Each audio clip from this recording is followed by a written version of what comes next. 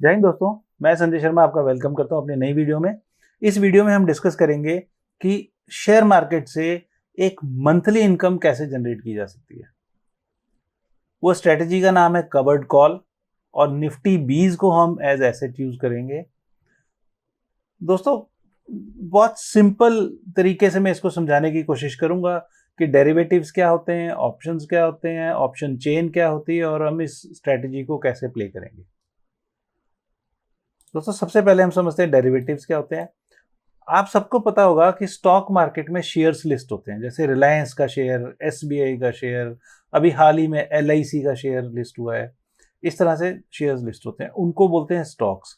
अब जो अंडरलाइंग होते हैं उनके बीच उनके ऊपर बेस्ड कुछ और फाइनेंशियल कॉन्ट्रैक्ट्स होते हैं जिनको बोलते हैं डेरिवेटिव्स।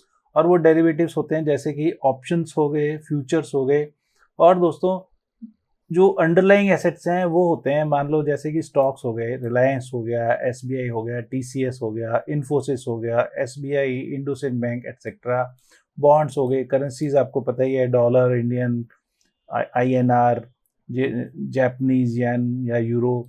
उसके अलावा दोस्तों कमोडिटीज़ होती हैं जैसे कि क्रूड हो गया, सिल्वर हो गया, गोल्ड हो गया, निकल हो गया, लेड हो गया। इस तरह से सारे ये कमोडिटीज़ में आ गए।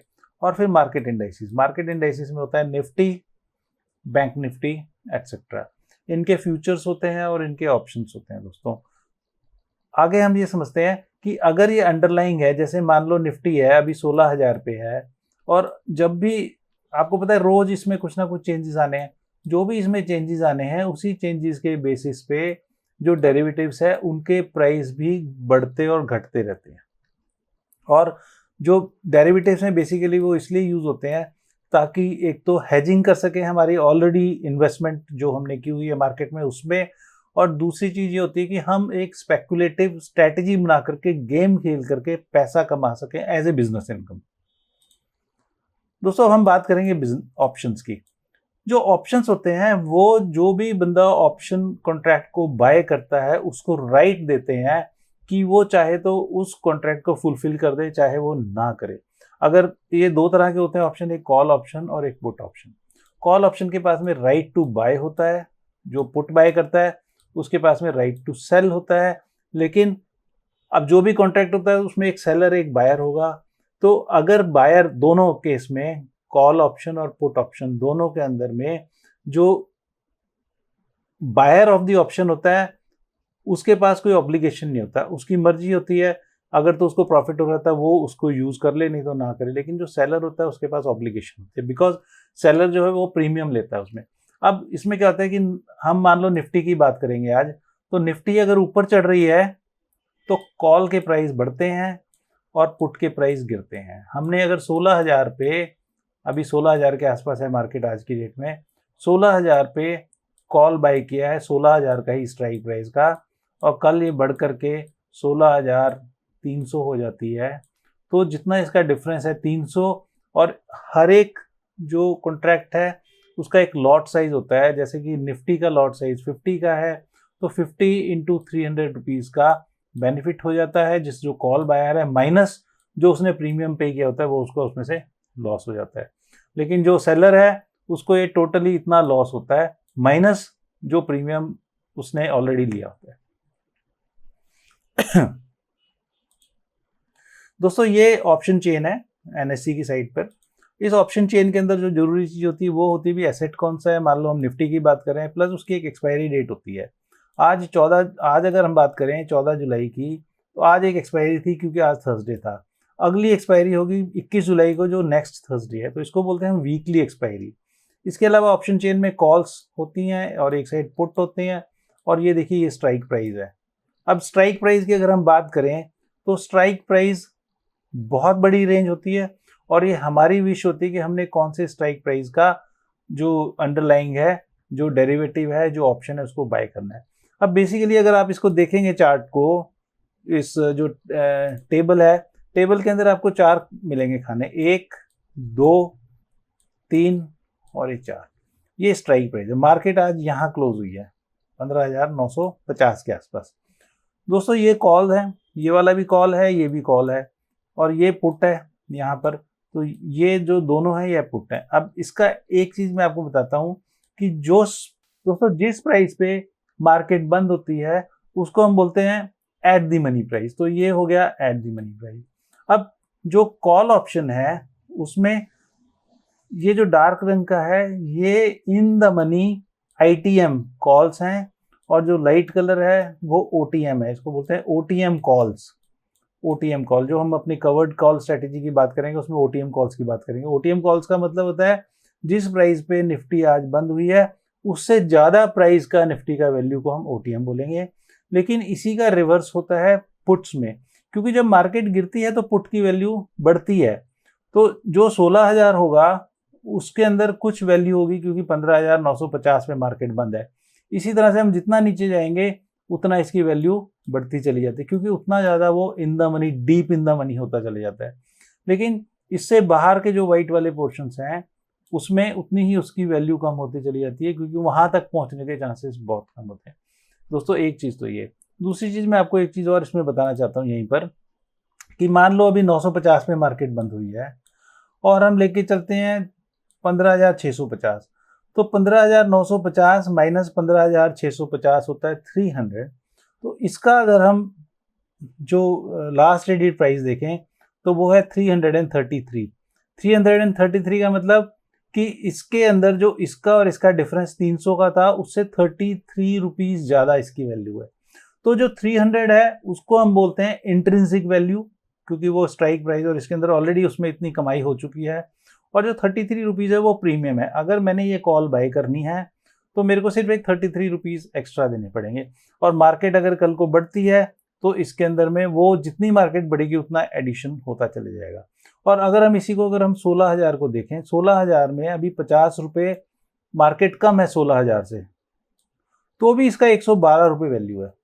112 मतलब कि 112 क्या है, इसके अंदर एक्सट्रिंसिक वैल्यू बिल्कुल जीरो है, क्योंकि जो अभी करंट मार्केट चल रहा है उससे और इसमें जो है वो कोई डिफरेंस नहीं आता, माइनस में ही डिफरेंस है। बल्कि कि जिस स्ट्राइक प्राइस को हम देख रहे हैं उससे निफ्टी जो है अंडरलाइंग एसेट है वो 50 रुपये ऑलरेडी कम है, तो वो उसके अंदर वो ओटीएम हो गया। अब 112 रुपये ये कैसे डिसाइड होता है दोस्तों? तो इसकी जो वैल्यू है उसके कुछ फैक्टर्स होते हैं जिसको हम बोलते हैं ग्रीक्स, ऑप्शन ग्रीक। वो ऑप्शन ग्रीक के अंदर एक चीज काउंट होती है जिसको हम बोलते हैं थीटा। थीटा बेसिकली होता है टाइम वैल्यू। टाइम वैल्यू का मतलब होता है कि इसकी एक्सपायरी हमने देखी थी कि 21 जुलाई की है, तो जितनी दूर की एक्सपायरी होगी उतना ज्यादा थीटा होगा, उतनी ज्यादा थीटा का वैल्यू होगा। दूसरी चीज, जो थीटा से हर रोज थीटा के कारण इसकी जो प्राइस है वो गिरती चली जाती है, कम होती चली जाएगी, क्योंकि रोज डेली बेसिस पे जितना टाइम पीरियड है, जैसे जैसे टाइम पीरियड कम होगा वैसे वैसे थीटा का जो पार्ट है प्रीमियम में वो कम होता चला जाएगा। एक चीज। दूसरा चीज जिससे प्राइस डिसाइड होता है वो होता है डेल्टा। दोस्तों डेल्टा होता है कि जो एसेट है, एसेट के अंदर अगर 1 रुपये प्राइस बढ़ता है तो इस के प्रीमियम का प्राइस कितना बढ़ेगा, that is known as delta. Normally जो एट दी मनी होते हैं उसमें अगर निफ्टी का प्राइस 1 रुपया बढ़ता है तो कॉल ऑप्शन का प्राइस 50 पैसे बढ़ता है। जितना हम इन द मनी चले जाएंगे उतना ये डेल्टा की वैल्यू ज्यादा होती है, जितना आउट ऑफ मनी जाएंगे उतनी ही वैल्यू कम होती चली जाती है। दोस्तों थीटा हो गया इसके अंदर 112 के अंदर, एक तो थीटा हो गया, एक डेल्टा हो गया। दोस्तों एक चीज होती है गामा। अगर स्पीड है तो दोस्तों जो गामा है वो उसका एक्सेलरेटर है, that is rate of change of delta is known as gamma. Rate of change of delta is gamma. अगर डेल्टा को स्पीड माने तो जो गामा है वो उसको बढ़ाने का। तो जैसे जैसे इसके अंदर एसेट की वैल्यू बढ़ती जाएगी वैसे वैसे गामा, और जितना टाइम नजदीक हो जाएगा उसके हिसाब से भी गामा की वैल्यू बढ़ती चली जाती है। दोस्तों हमने थीटा देख लिया, डेल्टा समझ लिया, गामा समझ लिया। इसके बाद हम देखते हैं एक होता है जिसको हम बोलते हैं वोलेटिलिटी फैक्टर, वेगा। मार्केट के अंदर एक वोलेटिलिटी इंडेक्स होता है, विक्स बोलते हैं। अगर विक्स बढ़ता या घटता है वो बेसिकली वेगा डिसाइड करता है, विक्स वैल्यू। जो विक्स वैल्यू है उससे ये पता लगता है कि मार्केट में फियर कंटेंट कितना है। कभी कभी जब मार्केट गिरती है तो फियर बढ़ता है, कभी कभी मार्केट जब चढ़ती है बहुत अपने ऑल टाइम हाई पे होती है और लोगों में बहुत डर होता है कि मार्केट अब गिर सकती है, तब भी ये बढ़ता है। तो जैसे जैसे वॉलेटिलिटी बढ़ेगी, विक्स बढ़ेगा, वैसे वैसे ये प्रीमियम वैल्यू भी बढ़ती चली जाती है। और दोस्तों एक चीज और होता है जिसको हम बोलते हैं रो। जो रो होता है वो इस चीज पे डिपेंड करता है कि जो नॉर्मली मार्केट में इंटरेस्ट रेट कितना है। अगर मार्केट में इंटरेस्ट रेट बढ़ता है तो क्या होता है कि हमने जो पैसा इन्वेस्ट करना है शेयर मार्केट में, तो अगर मार्केट में हमें बैंक में इंटरेस्ट रेट ज़्यादा मिल रहा है तो नॉर्मली लोग क्या करते हैं, यहाँ से पैसा निकाल के एफडी में लगा देते हैं। तो अगर बाहर इंटरेस्ट कम होगा तो रो की वैल्यू कम होगी, तो यहाँ पर प्रीमियम उसका थोड़ा कम हो जाता है। दोस्तों ये बेसिक फंड ये है समझने के लिए कि ऑप्शन चेन क्या होती है और ऑप्शन चेन में हम कैसे डिसाइड करते हैं कि हमने कौन सा वाला स्ट्राइक प्राइस को लेना है किसी भी स्ट्रेटेजी को बनाने के लिए। बहुत सारी स्ट्रेटेजीज होती हैं, स्ट्रेडल स्ट्रेटेजी होती है, बटरफ्लाई स्ट्रेटेजी होती है, आयरन कंडोर स्ट्रेटेजीज होती हैं, वो प्योरली ऑप्शन स्ट्रेटेजी होती हैं, पर उसके अंदर में बहुत हाई वैल्यू रिस्क होता है। हम बात करेंगे लो रिस्क कवर्ड कॉल की। दोस्तों ये देखिए ये जो ब्लू कलर का चार्ट है ये निफ्टी का चार्ट है। मैं आपको इसमें ये बताने की कोशिश कर रहा हूँ कि निफ्टी के चार्ट की मूवमेंट और ये जो इसके अंदर ये जो चार्ट चल रहा है ये है 21 जुलाई का 16,000 का 1 मिनट का चार्ट है। सी फॉर कॉल का मतलब कि जो ब्लू वाला है दिस इज फॉर कॉल, और जो ये ब्राउन है ये पुट का है। कि अगर निफ्टी में जो मूवमेंट आती है उस हिसाब से कॉल और पुट की मूवमेंट कैसे होती है हम इसको थोड़ा सा देखते हैं। आप देखिए, इसको मैंने वीडियो बनाई थी, ये आज ही की वीडियो है। देखिए दोस्तों ये मार्केट यहाँ तक पहुंची है, उसके बाद थोड़ा सा नीचे जाने की कोशिश कर रही है, ये ऊपर गई तो कॉल भी ऊपर जा रहा है। जैसे जितनी ये ऊपर जाएगी उस हिसाब से कॉल ऊपर जाएगा और पुट नीचे आता चले जाएगा। ये देखिए दोस्तों यहां से था, यहां से यहां आ गया, मतलब कि जो कॉल है that is directly proportional to the change in the value of Nifty, और जो पुट है वो इन्वर्सली प्रोपोर्शनल है। और हम इस गेम को अगर हम समझ जाते हैं तो हम इन रूल्स को यूज करके अच्छा पैसा लोग इसमें कमा रहे हैं। दोस्तों अब हम एक और चार्ट देखते हैं। इसमें देखो, इसके अंदर मार्केट जो ऊपर जा रही थी वो नीचे आ रही है, और ये देखिए यहाँ से जो पहले ये ब्लू वाला ऊपर था कॉल, ये नीचे हो गया, और जो पुट है वो इसके ऊपर क्रॉस करके इसको ऊपर चलेगी, क्योंकि मार्केट यहाँ से रिवर्स होकर के नीचे आ गई। सिर्फ बताने का ये मतलब है कि जो मार्केट है इसकी मूवमेंट, ये जो मार्केट है निफ्टी है, ये निफ्टी 50 का चार्ट है, निफ्टी इज अंडरलाइंग, इसके ऊपर इनकी वैल्यूज कैसे मैटर करती है, हम इन दोनों की भी स्ट्रेटेजी बना सकते हैं। तो सब हम बात करते हैं कवर्ड कॉल की, कि कवर्ड कॉल क्या होती है स्ट्रेटेजी में। अब इसको मैं डायरेक्ट आपको एक एग्जांपल लेके समझाऊंगा। इसके अंदर स्टेप 1 क्या होता है, मान लो हमने निफ्टी बीज क्या होती है। अब देखिए निफ्टी अकेली परचेज करनी बहुत मुश्किल है, क्योंकि जो निफ्टी होती है दोस्तों, निफ्टी के अंदर 50 शेयर्स हैं, और अगर हम डेरिवेटिव खेलते हैं तो उसका इंटू 50 का लॉट होता है। तो सारे के सारे 50 के 50 शेयर्स को बाय करना और उनको 50-50 सब शेयर्स को बाय करना और उनको मैनेज करना बहुत मुश्किल है। तो इसलिए निफ्टी बीज है, मतलब कुछ जो म्यूचुअल फंड्स हैं उन्होंने क्या किया है कि 50 के 50 शेयर्स वो ले सकते हैं, क्योंकि उनके पास तो बहुत करोड़ों का फंड होता है, और उनको फिर यूनिट्स में डिवाइड कर देते हैं। तो एक जो रिटेल प्लेयर है गेम में, मतलब छोटा प्लेयर हम जिसको बोलते हैं, वो उसके यूनिट्स परचेज कर सकता है। निफ्टी बीज होते हैं या अदर ईटीएफ होते हैं। ईटीएफ का मतलब होता है एक्सचेंज ट्रेडेड फंड, जो कि निफ्टी के ऊपर बेस्ड होते हैं। अब क्या है कि जो निफ्टी बीज हमने परचेज की, अभी आज की डेट में मार्केट 16,000 पे है और लॉट साइज 50 का होता है, तो 16,000 इंटू अगर हम 50 करेंगे तो रफली 8 लाख रुपए बनते हैं। मान लो हमने 8 लाख की निफ्टी बाय करके रख ली। अब ये जो निफ्टी बीज हैं ये उस तरह से जैसे कि म्यूचुअल फंड को हमने लेकर के बाय करके अपने अकाउंट में रख लिया, डीमैट अकाउंट में, और ये हमारी इन्वेस्टमेंट होगी। 8 लाख की हमने इन्वेस्टमेंट की, और ये डायरेक्टली डिपेंडेंट है कि निफ्टी ऊपर चढ़ रहा है तो ये बढ़ेगा, निफ्टी गिर रहा है तो ये कम हो जाएगा। जैसे और over a long period of time हम देखें तो निफ्टी ने बैंक से तो ज़्यादा ही हमें प्रॉफिट दिया। तो ये हो गया हमारा एसेट और हमारी इन्वेस्टमेंट। अब जो ETF की वैल्यू है वो निफ्टी डेरिवेटिव का जो कॉन्ट्रैक्ट साइज है उसके बराबर हमने रखनी होती है। वो मैंने आपको समझा दिया कि 16,000 इंटू 50 करोगे तो रफली 8 लाख रुपए आते हैं। तो 8 लाख के अगर हम निफ्टी 20 परचेज करेंगे, आज की डेट में निफ्टी 20 की जो वैल्यू है 174 रुपीज़ है। तो इस 174 को अगर 8 लाख को 174 से डिवाइड करोगे तो ये वैल्यू आती है 4598, तकरीबन 4600 यूनिट्स आपके पास में इसके आ जाएंगे।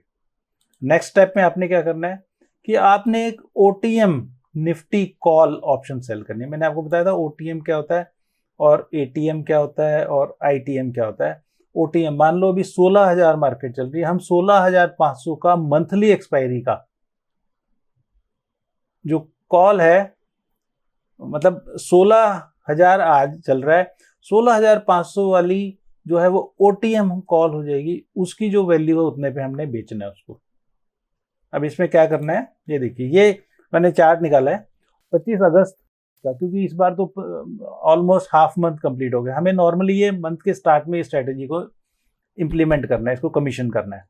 दोस्तों क्या हुआ कि ये 25 अगस्त की जो है ये लास्ट जो अगस्त मंथ की एक्सपायरी है निफ्टी का, और ये हमने इसके ये जो सारा कुछ ये जो स्ट्राइक प्राइस है ये लिया था। और मैंने आपको बताया था कि 16,000 के करीब अभी मार्केट चल रही है, 16,000 के हिसाब से हमने 8 लाख की इन्वेस्टमेंट कर दी। अब इसके अंदर 16,500 ये वाली वैल्यू, इसका हमने स्ट्राइक प्राइस देखना है कितना है, 152 रुपीज़। दोस्तों 152 रुपीज़ का हमने 50 का लॉट जो होता है वो एक सेल करना है। जब आप 152 रुपीज़ इंटू 50 सेल करोगे तो इतने 7600 रुपीज़ आपके अकाउंट में आ जाएंगे। दोस्तों स्टेप 3 में हमने क्या करना है कि हमने 16,500 की CE का मतलब होता है ये स्ट्राइक प्राइस होती है, जैसे मैंने आपको उसमें ऑप्शन चेन में दिखाया था। CE मतलब कॉल यूरोपियन स्टाइल, इसको मंथली एक्सपायरी का जो कि 25 अगस्त को आएगी अभी, क्योंकि आज ऑलरेडी 14 जुलाई तो हो ही गई है, तो हम 15 दिन के लिए नहीं लेंगे, मिनिमम हमने 51 मंथ के लिए ये गेम खेलनी होती है। तो ये 16,500 का CE है 25 अगस्त का, ये 152 रुपीज़ का है, हम इसको सेल कर देते हैं। अब हुआ क्या कि इफ निफ्टी एक्सपायर्स है 16,500, मान लो 25 अगस्त को मार्केट जो है 16,500 पे एक्सपायर हो जाती है, हम ये एक प्रोपोजिशन लेके चल रहे हैं।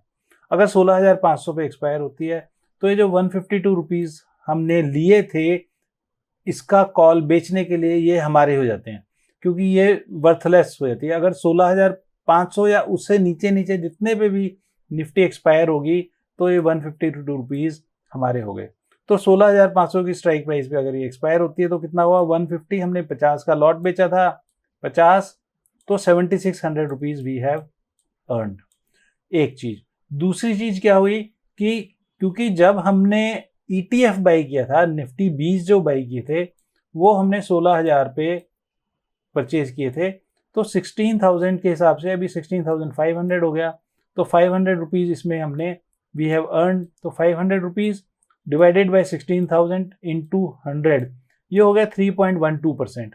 मतलब कि हमने अपनी इन्वेस्टमेंट 8 लाख पे 3.12% प्रॉफिट अर्न कर लिया, जो कि उसमें अंदर ही निहित है, हमने उसको घर लिया नहीं है। लेकिन ये 7600 कैश सेटल्ड होते हैं, हमारे पास में कैश रहता है। अगर हम टोटल प्रॉफिट देखें तो हमारा कितना हुआ, 3.12% ऑफ 8 लाख होता है 24,960 रुपये, और 7600 हमने अपनी कॉल बेच करके कमाए थे, तो 32,560 रुपये हमारी कमाई हो गई। तो जो हमारा इन्वेस्टमेंट था 8 लाख रुपए, उस पे 4.07% per month we have earn. Market अगर इससे ऊपर जाती भी है तो क्या होगा कि हमारा जो हमने 152 रुपीज़ जो कमा लिए थे, ऑलरेडी ले लिए, उसमें से थोड़ा सा लॉस होगा, पर जो हमारी इन्वेस्टमेंट है ETF की उससे हमें प्रॉफिट होता चला जाएगा। और अगर मार्केट लॉस में जाती है इसी तरह से, मान लो 16,000 से मार्केट नीचे हो जाती है, तो क्योंकि हमने 152 का जो ETF है वो सेल किया हुआ है, तो 152 16,000 से 152 नीचे तक वी आर सेफ।